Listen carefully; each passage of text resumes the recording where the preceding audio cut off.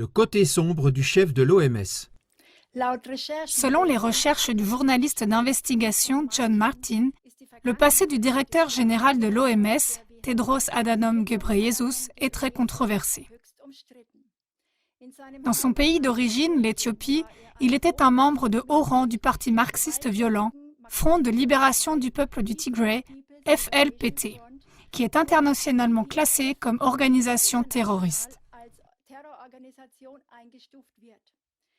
Le FLPT a pris le pouvoir en 1991 et depuis lors dirige le pays de manière totalitaire.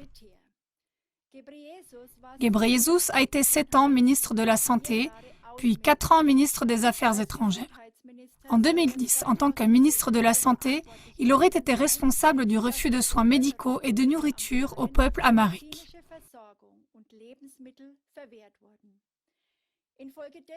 En conséquence, environ 2,5 millions d'Amhars ont disparu de la base de données de la population éthiopienne, c'est-à-dire qu'ils manquent lors du recensement suivant.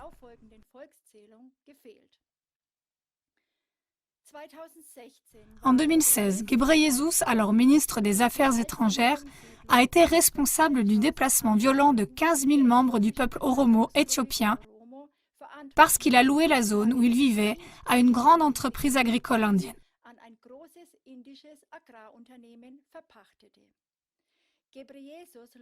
Ghebreyesus a nié que dans les émeutes qui ont éclaté suite à l'intervention de la police, environ 500 Oromos ont été tués. Il est également accusé d'avoir extradé des dissidents politiques qui ont ensuite été emprisonnés et torturés.